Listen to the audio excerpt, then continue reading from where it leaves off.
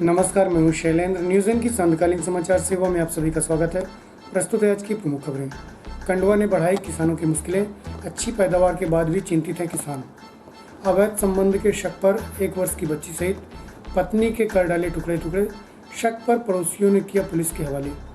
कोविड-19 guideline के साथ होंगे मां के दर्शन, गर्भगृह में प्रवेश एवं स्नान कराने पर होगा प्रतिबंध। खबरें विस्तार से। धान की बम्पर पैदावार के बाद भी किसानों को अच्छे मुनाफे की उम्मीद थी, जिन्हें अब इस बात का डर सता रहा है कि फसल के लिए जो लागत लगाई है वह भी निकल पाएगी कि नहीं, जिसके कारण अब किसानों के माथे पर चिंता की लकीरें दिखाई दे रही हैं, जिसका कारण धान में फैल रहा कंडवा रोग है। इन दिनों किसानों के सामने एक बड़ी समस्या बनकर आया है। कंडवा रोग को फॉल्स स्पॉट रोग भी कहते हैं, जिसकी शुरुआत धान की बालियों में दाने के स्थान पर हल्की छोटी छोटी पीली हल्दी जैसी गांठें बनती हैं, जिसके बाद काले रंग में बदल जाती हैं और इनसे जो पाउडर उड़ता है वह करीब 60 से 70% तक का नुकसान पहुंचा सकता है, जिसके लिए कृषि वैज्ञानिक कई तरीकों से किसानों को जागरूक कर रहे हैं। वहीं इसकी रोकथाम के लिए जरूरी दवाओं का छिड़काव करने की जानकारी देते हैं।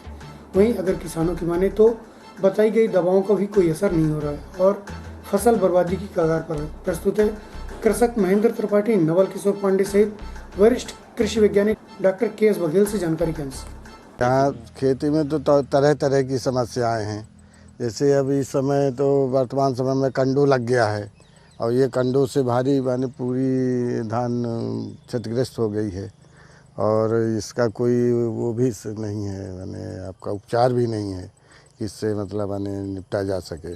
तो इस तरह मतलब खेती में तरह तरह की समस्याएं आती रहती हैं। जब तक आदमी मतलब माने काट गाह के इसको अंदर नहीं ले जाता तब तक माने कोई ना कोई समस्या बनी रहती है। जितना लागत हम लगाते हैं उसका माने आधा भी निकाला है तो बड़ी आदमी भाग्य समझता है कि चलो कम से कम आधा तो सुल हो गया। क्या लग रहा है धान की खेती से आप लोग को कुछ फायदा हो पाएगा कि नहीं? अब उम्मीद तो माने आदमी पहले यही लगा के सोचता है कि हमको मिलेगा, लेकिन जब इस तरह के रोग लग जाते हैं तब फिर हो गया, आदमी पछताने के अलावा कुछ नहीं रह जाता कि हमको अब इसमें से नुकसान के अलावा कुछ नहीं है।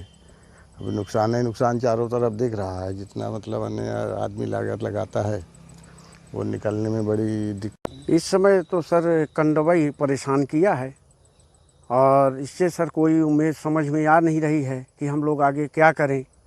इतनी लागत लगाए हैं सर, शुरू से लेके आए अभी तक में, अब जो पकने और काटने की उम्मीद आई तो ये कंडवा सर सामने आ गया। इससे हम लोग बहुत निर्भस हैं। लगता है अब आगे क्या करेंगे सर। कितने आप लोगों ने पैसा लगा दिया? अरे इसमें तो सोच लीजिए लगवाई और निदाई 3 लाख रुपए इतना लग गया सर। अब आगे क्या करें और आगे जो आने वाली फसल है अब उसके लिए हम लोग क्या करें, काहे से अब करेंगे सर। यही सब समस्या है। कोई ना यहाँ सुनने वाला है ना कोई देखने वाला है। क्या लग रहा है इससे कितना फायदा हो पाएगा? इससे कुछ नहीं हो पाएगा सर। जितनी लगता है कि ये हम लोग लगाए हैं उतना भी नहीं आ पाएगा और खाने के लिए तो बातें ही। धान की फसल में आभासी कंडवा रोग का प्रकोप देखने को मिलता है, जिसमें हमारे धान में जो बालियां होती हैं, बाली के दाने फट जाते हैं, जिसको हम लोग लाइव फूटना कहते हैं।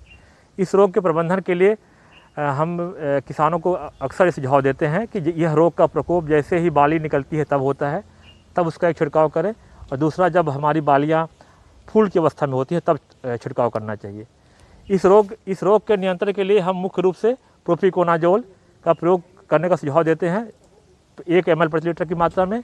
अगर ये दवा ना हो उपलब्ध तो फिर दूसरी दवाएं हैं टेबुकोनाजोल, इसको हम लोग 1.25 ग्राम प्रति लीटर पानी की मात्रा में प्रयोग करने के लिए सुझाव देते हैं। तीसरी दवा है क्लोरोथैलोनिल, इसका हम 25 ग्राम प्रति टंकी की मात्रा में इसका प्रयोग करते हैं, लगभग 1.25 ग्राम प्रति लीटर की मात्रा में इसका प्रयोग करते हैं। और चौथी दवा है जो नया कम्बिनेशन निकला है एजॉक्सीस्ट्रोबिन प्लस डाइफेनकोनाजोल, इसका 1 ml प्रति लीटर मात्रा में हम प्रयोग करते हैं।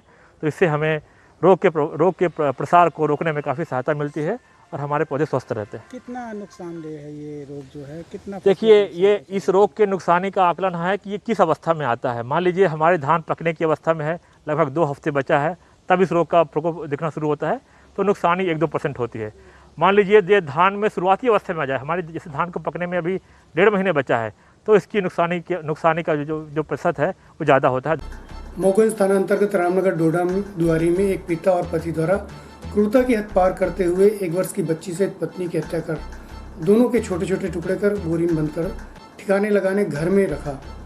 इस दौरान हत्यारे द्वारा किसी को भी शक न हो इसलिए उसकी दिनचर्या को सामान्य रखा, खाना बनाया, खाया और रास्ता लेने भी गए। 24 घंटे शव को घर में रखकर रात में ठिकाने लगाने की कोशिश में गांव के लोगों ने शक के आधार पर पकड़ हत्यारे को पुलिस के सुपुर्द कर दिया। वहीं शव को पोस्टमार्टम के लिए चिकित्सालय भेज दिया गया। प्राप्त जानकारी के अनुसार हिंचलाल साकेत की पहली पत्नी की मौत के बाद उसने अपनी भाभी प्रेमिला साकेत से शादी की थी, जिसकी 1 वर्ष की बेटी काजल भी थी, जिसने पत्नी के अवैध संबंधों के शक के आधार पर बुधवार की रात धारदार चाकू से बच्ची एवं पत्नी की हत्या कर शव के टुकड़े कर बोरी में भर कर रखा था, जिसे ठिकाने लगाने के चलते गांव वालों द्वारा पुलिस के हत्थे चढ़ गया। फिलहाल पुलिस एफएसएल टीम के साथ इस गुत्थी को सुलझाने में लगी है। वहीं मृतका के बच्चे ने इस घटना में 3 लोगों के शामिल होने की बात कही। प्रस्तुत है बालक एवं रीवा पुलिस अधीक्षक राकेश कुमार सिंह से जानकारी के अंश। बेटा क्या नाम है आपका? श्रीकांत कुमार साकेत। अच्छा, ये कल क्या घटना घटी तुम्हारी माँ के साथ? अंडा ले आए रहे और खाए पिए रहे। हम पकड़े रहे तो हमको पकड़ के चिड़वा भगा दी। 3 रात के घरे कने। कितने लोग थे? 3 लोग। कौन कौन थे? महेश, राज, गौर, हिंचलाल। अच्छा, फिर क्या किए? फिर हम लोग खाए, फिर घरे चले आए तो पता नहीं क्या करें।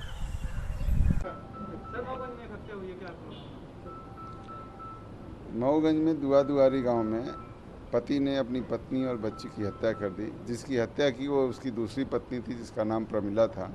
प्रमिला के साथ साथ अपनी 1 साल की एक सवा साल की बच्ची की भी उसने हत्या की है। और ये हत्या की घटना परसों और कल के दरमियानी रात है, यानी 14 और 15 की दरमियानी रात में उसने की थी। हत्या करने के बाद उसने 100 के टुकड़े भी किए और 100 के टुकड़े करने के बाद वो एक बोरी में भर दिया था। फिर उसने जहाँ पे हत्या की थी उस आंगन को उसने बढ़िया तरीके से लीपा पोता ताकि लोगों को पता न चले। लेकिन गांव के कुछ लोगों को शक हुआ। फिर उन्होंने उससे पूछताछ करी तो उनको शक बहुत, जैसे उनको लगा कि इसने कुछ गड़बड़ किया, उन्होंने तत्काल डायल 100 और थाना प्रभारी को अवगत कराया। पुलिस ने पहुंचा और आरोपी हिंचलाल साकेत को गिरफ्तार किया। एक कंबल में और एक बोरी में उसने डेड बॉडी भरी हुई थी। उसका उद्देश्य यही था कि डेड बॉडी का उसको डिस्पोजल करना है। इस उद्देश्य से उसकी हत्या की थी और आरोपी को हिरासत में लिया गया है और घटना के अन्य पहलुओं की जाँच की जा रही है। आगामी 17 अक्टूबर से शारदीय नवरात्रि का शुभारंभ हो रहा है, जहां पर प्रशासन द्वारा रीवा के सुप्रसिद्ध काली मंदिर रानी तालाब में साफ सफाई सहित आवश्यक एहतियात बरतने तैयारी में जुट गया है। वहीं इस वर्ष इस नवरात्रि में कोरोना के संक्रमण को लेकर प्रशासन काफी सजग है। चैत्र नवरात्रि में जहां पूर्णतः लॉकडाउन कर मंदिरों के पट बंद कर दिए गए थे, वहीं इस बार अनलॉक 05 में श्रद्धालुओं के लिए दर्शनार्थ मंदिर के पट खोल दिए गए हैं, जबकि गर्भगृह को पूर्णतः बंद कर दिया गया है। वहीं प्रशासन ने इस बार लगने वाले मेले में भी भीड़ भाड़ निर्मित न हो इसलिए उसकी अनुमति नहीं दी। वहीं मंदिर में दर्शन के लिए मास्क की अनिवार्यता कर प्रातः 5 बजे से दोपहर 1 बजे तक व शाम 4 बजे से रात्रि 8 बजे तक ही दर्शन के लिए अनुमति दी गई है।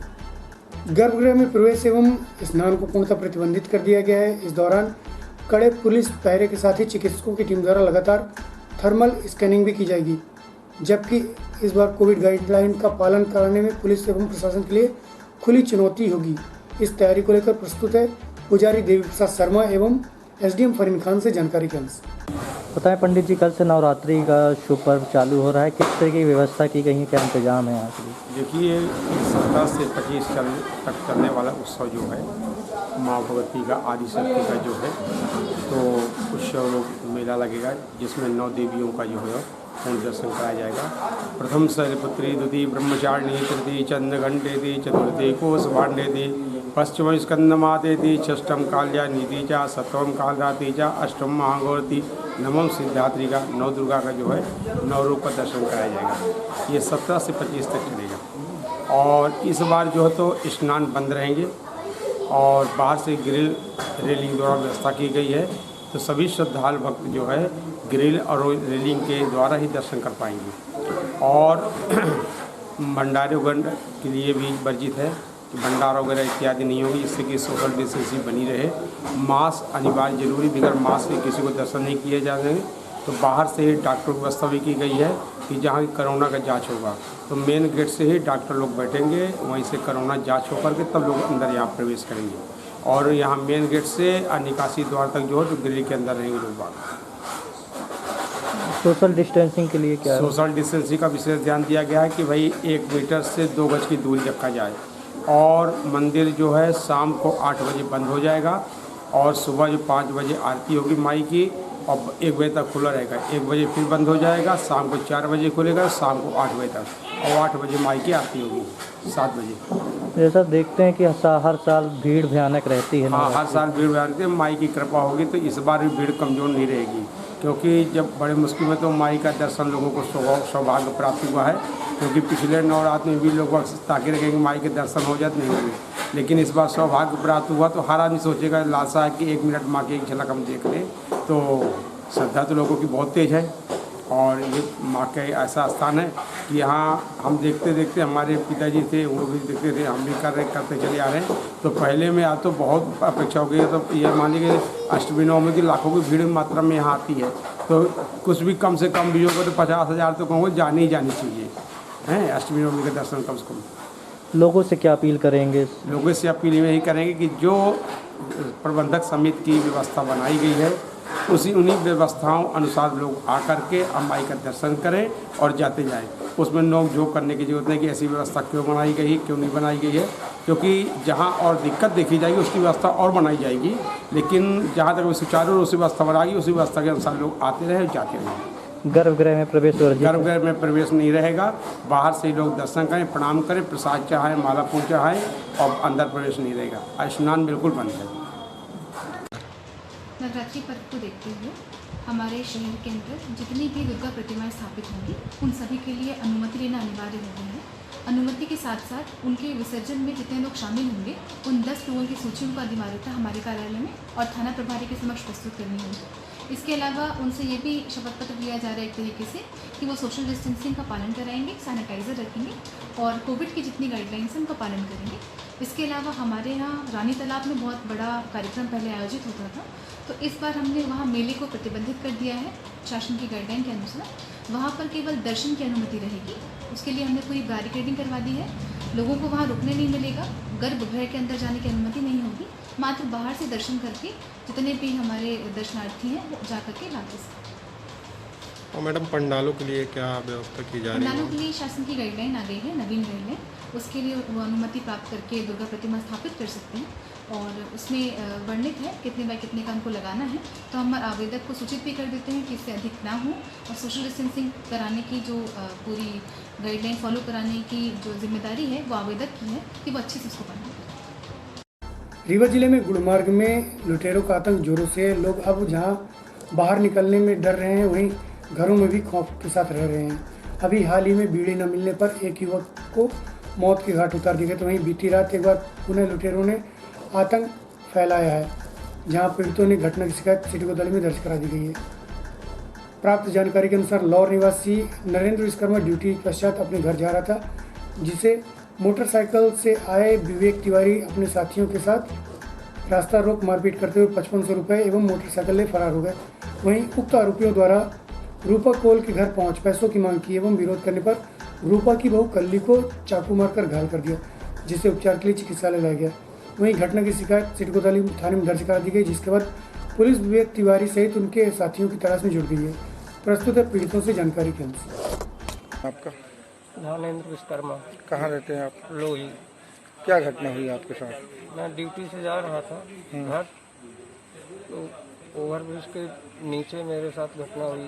लोही गांव का एक लड़का था विवेक तिवारी और 4 लोग उसके साथ और थे 2 मोटरसाइकिल में।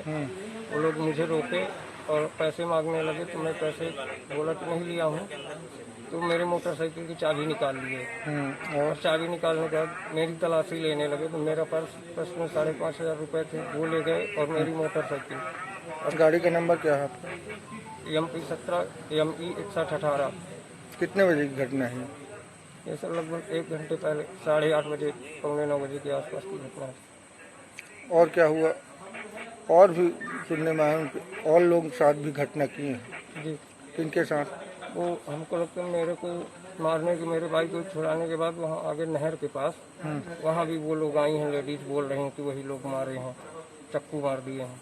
आपका कहाँ कुछ चोट वोट लगी है आपका? नहीं, मेरे बस ये मैं छुड़ा के भागा, पर्स अपना छीनने लगा तो ये यहाँ लग गया उनका चाकू। क्या 5 लोग थे वो लोग? जी। क्या नाम है आपका? रूपा कौर। आपकी बहू का क्या नाम है? कल्ली। उनके पति का? राम सिंह। कहाँ रहते आप लोग? खाम हम। क्या घटना हुई? घटना भी है, मारपीट है, पैसा मांगी।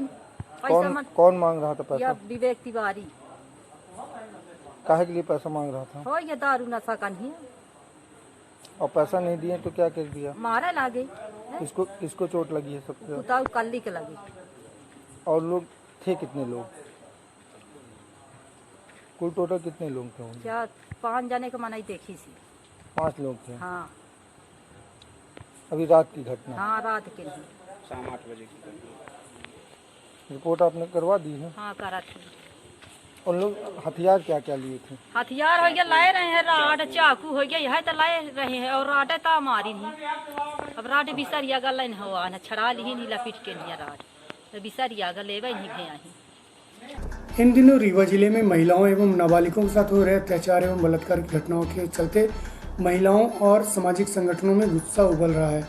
बजरंग दल द्वारा युवतियों के खिलाफ हिंसक घटनाओं पर चिंता जाहिर करते हुए जिला मिलन प्रमुख हरिओम तिवारी के निर्देश व शिवा बंसल हनुमान प्रखंड संयोजक के नेतृत्व में महिलाओं के खिलाफ हो रही घटनाओं में ठोस कदम उठाने पुलिस अधीक्षक राकेश कुमार सिंह को ज्ञापन सौंपा।